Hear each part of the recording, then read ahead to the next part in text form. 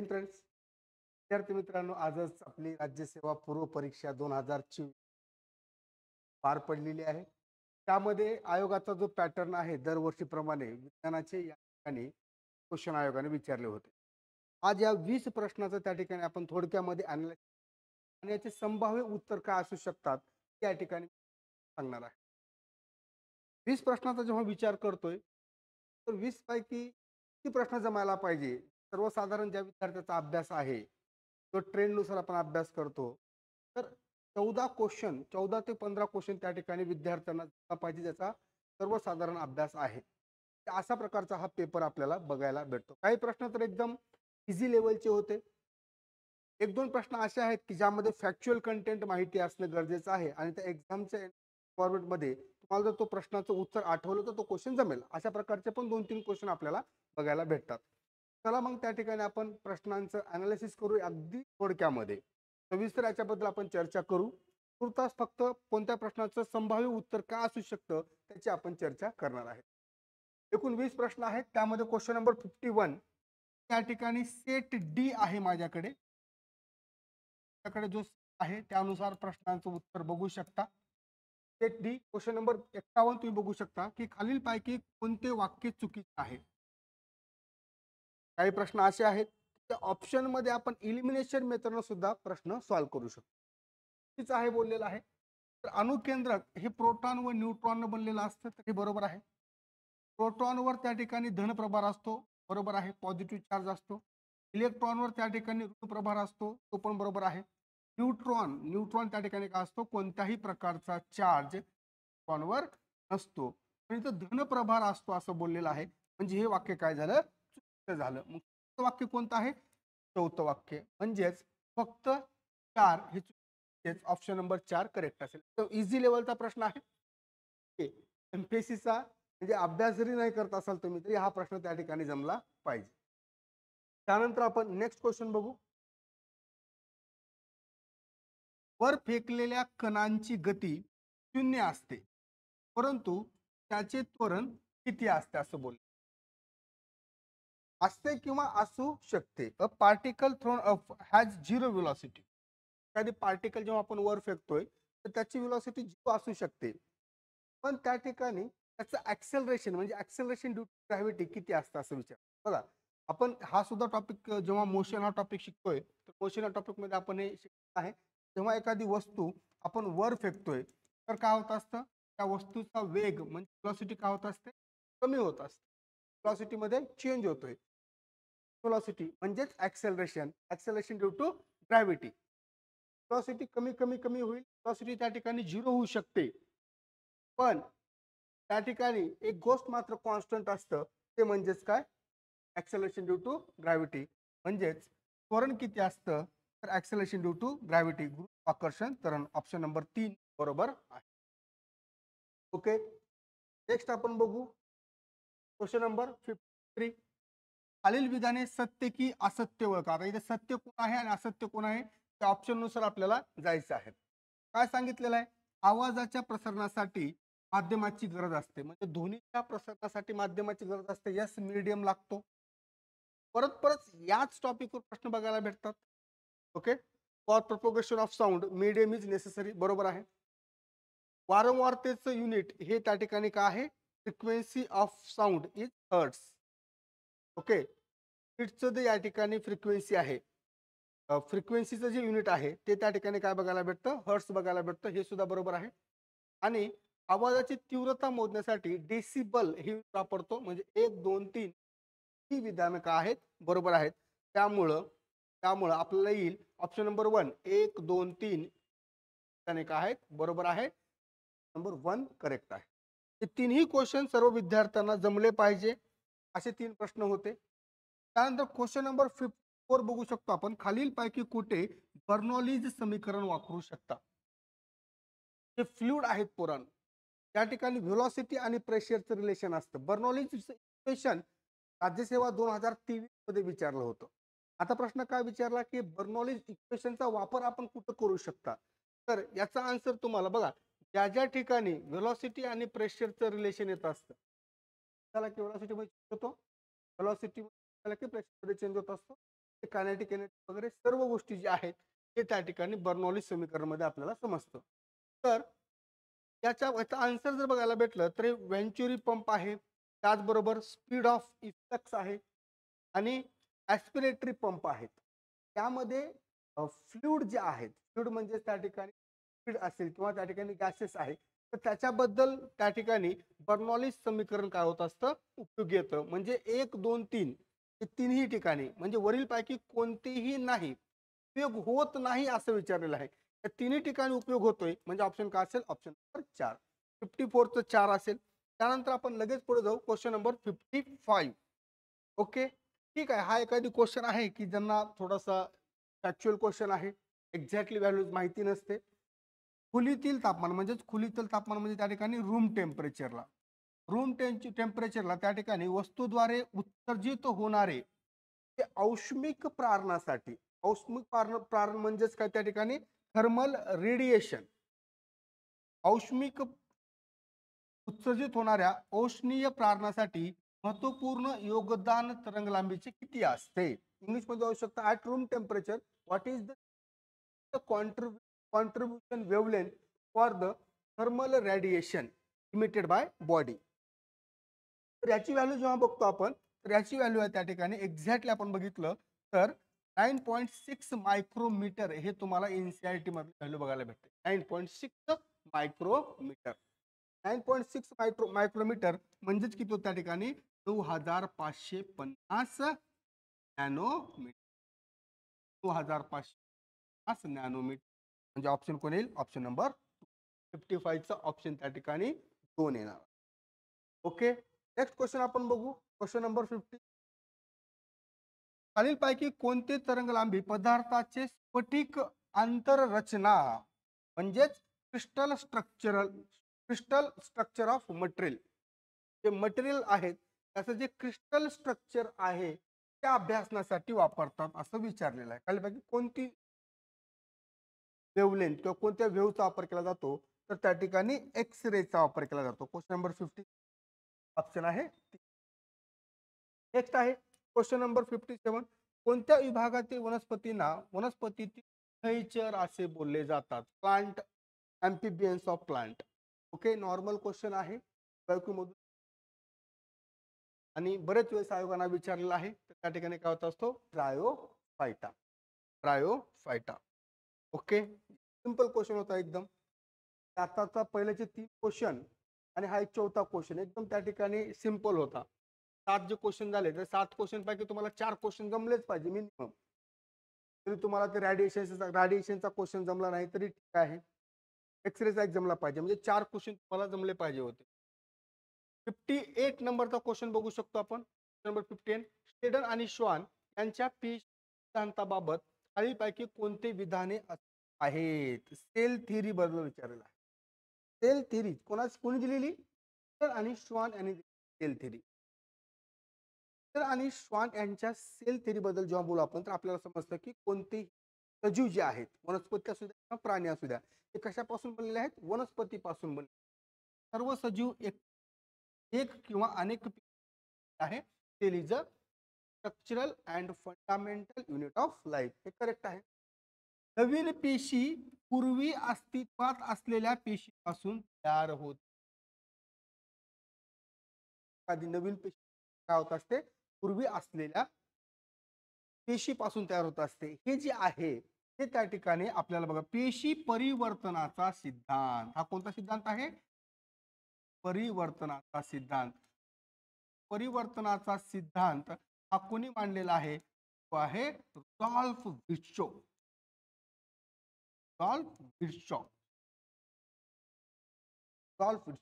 Option कोणतं नाही, बी नाही.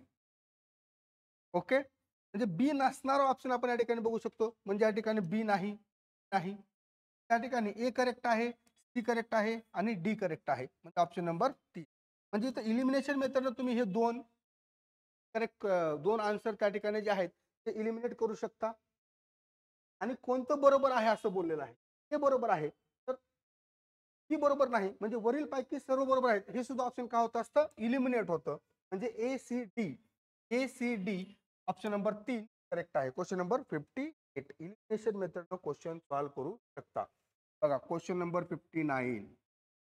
मला मी नेहमी म्हणतो की त्या ठिकाणी माझे एक उत्तर लेक्चर आहे, त्यामध्ये प्लांट डिसीज करून घ्या.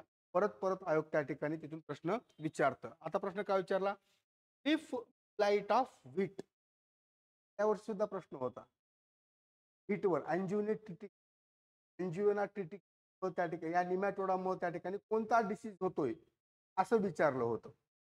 आता डिसीजचं नाव दिलं. अगोदर गेल्या वर्षीचा प्रश्न कसा होता, गेल्या वर्षीच्या प्रश्नामध्ये त्या ठिकाणी जो वनस्पतीला रोग होतो तर त्या ठिकाणी सूक्ष्मजीवाचं नाव दिलं होतं आणि पासून कोणता रोग होतो हा प्रश्न विचारला. आता रोगाचं नाव दिलं आणि हा रोग कोणत्या सूक्ष्मजीवामुळे होतो हा प्रश्न विचारला. लीफ ब्लाइट ऑफ व्हीट हा रोग खालीलपैकी कोणत्या बुरशीच्या संसर्गामुळे होतो. तर बुरशीच्या संसर्गामुळे होत असतो तर व्हीट जेव्हा बोलू आपण व्हीट तर त्या ठिकाणी ट्रिटिसिना त्या ठिकाणी गव्हासाठी असणारं नाव आपल्याला बघायला भेटतं बायोनॉमियल नॉमेनक्लेचर मध्ये. तर अल्टरनारिया ट्रिटिसिना हे त्याचं आन्सर आहे क्वेश्चन नंबर 59चं अल्टरनारिया ट्रिटिसिना. त्यानंतर क्वेश्चन नंबर 60 बघू शकता. ओके, डीएनएच्या संरचनाबद्दल बाबतीत त्या ठिकाणी हा प्रश्न आहे. क्वेश्चन नंबर, हा क्वेश्चन थोडासा मी झूम करतो म्हणजे तुम्हाला व्यवस्थित. हा पण क्वेश्चन तुम्हाला पाहिजे होता, अगोदरचा क्वेश्चन पण तुम्हाला पाहिजे होता.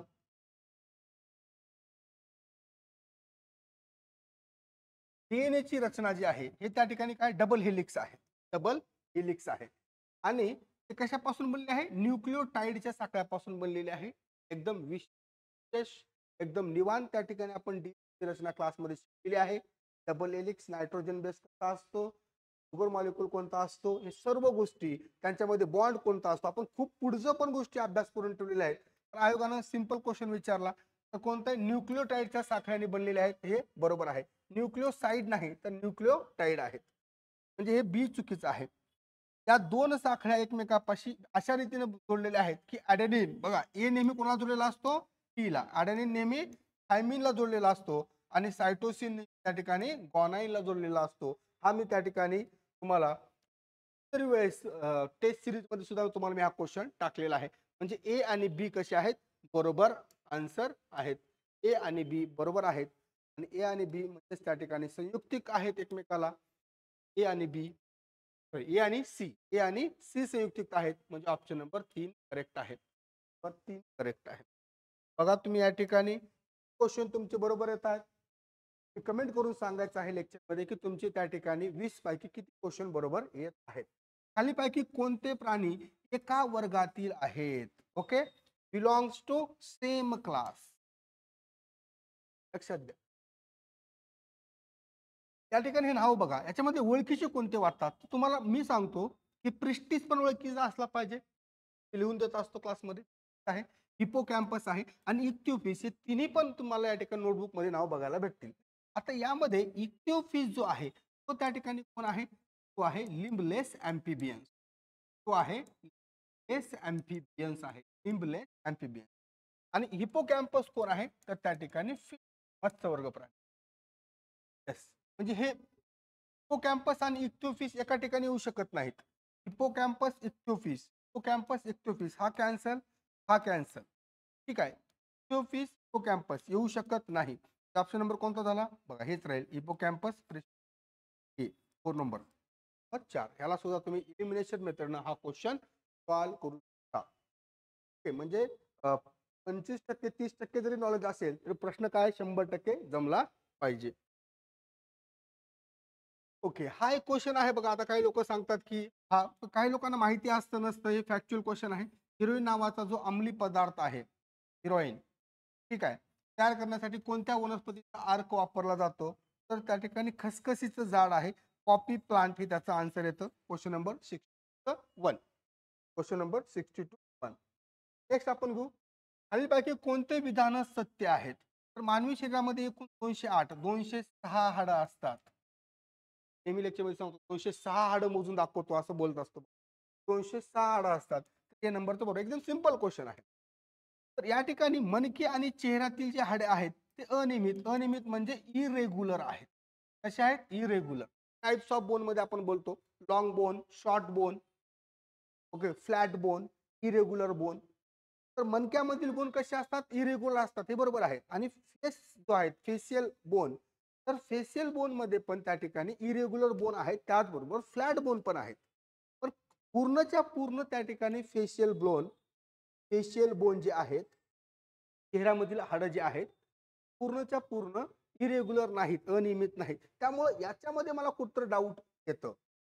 ओके, म्हणजे चेहऱ्याची हाडे अनियमित हाडांची उदाहरणे आहेत, बरोबर आहे. चेहऱ्यामधील काही हाडे अनियमित आहेत, पण हे 100% त्या ठिकाणी काय आहे? सत्य नाहीये. थोडे याच्यामध्ये आपल्याला मला डाऊट वाटतोय. म्हणजेच त्यामध्ये आन्सर जे आहे, कोणतं विधान सत्य आहे असं जर बोललं, तर ए नंबरचं काय झालं? ए नंबरचं असत्य आहे. तर आन्सर येऊ शकतं, प्रोबॅबिलिटी आहे 2 नंबरचा. 2 नंबरचा आन्सर, 2 नंबर. ओके, किंवा त्या ठिकाणी आन्सर येईल 4 नंबर. 75% चान्सेस आहेत 2 नंबरचा ऑप्शन, 5% चान्सेस आहेत 4 नंबर. मला इथं का बरं चान्सेस माझे कमी झाले? म्हणजे 100% मी का सांगू शकत? कारण मला असं वाटतं की चेहऱ्यातील फेशियल बोन मध्ये काही फ्लॅट बोन पण असतात, फ्लॅट बोन पण आहेत. ओके, इरेग्युलर बोन पण आहेत. त्याच्या पूर्ण फेशियल बोन त्या ठिकाणी इरेग्युलर नाही. त्यामुळं बघू आपण आता आयोग काय आन्सर देतं, त्यानुसार आपण याला पुढं घेऊ. Question number 64. ओके, म्हणजे बघा, स्केलेटन सिस्टमवर त्या ठिकाणी आयोग 2-3 वर्ष प्रश्न विचारलंच नाही, आणि या वर्षी आयोगाला वाटलं की मी स्केलेटन सिस्टमवर त्या ठिकाणी विचारतो आणि 2 प्रश्न विचारून टाकून दिले. काहीच नाही पोरांनो, कोणत्या टॉपिकवर त्या ठिकाणी आपण अभ्यास करताना काय करत असतो, 2-3 वर्ष बघतो असं लगेच ट्विस्ट. ओके, सोपे प्रश्न होते, असं काही नाही. की हात आणि पाय यांच्यातील हाड आणि सांधे यांच्यातील साधारण साम्य व्यक्त करण्यासाठी खालील जोड्या जुळवायच्या आहे. ओके, आपल्या हात आणि पायामधील जे काही जॉईंट असतील किंवा जे काही बोन्स आहेत, तर त्यांच्यातील साम्य. आता हात आणि पायामध्ये बोलतो आपण, तर त्या ठिकाणी हाताला बोट आहेत, पायाला बोट आहेत. ठीक आहे, हातामध्ये हा एक बाजू आहे ह्युमरस, आणि तो कोणता आहे? फिमर. ह्युमरस आहे, फिमर आहे. त्याचबरोबर या ठिकाणी आपलं कोपरा आहे, त्या ठिकाणी गुडघा पण आहे. त्यानंतर या भागामध्ये आपण रेडियस आणि उल्ना ही हाड असतात, आणि खालचा जो भाग आहे, तर खालच्या भागामध्ये फॅब्युला आणि टिबिया ही हाडं असतात. म्हणजे आपण बोलू शकतो की खांदा जसा आहे, खांद्याला कोण येत असतं, तर त्या ठिकाणी हिप बोन, म्हणजे एला त्या ठिकाणी काय होईल? 4.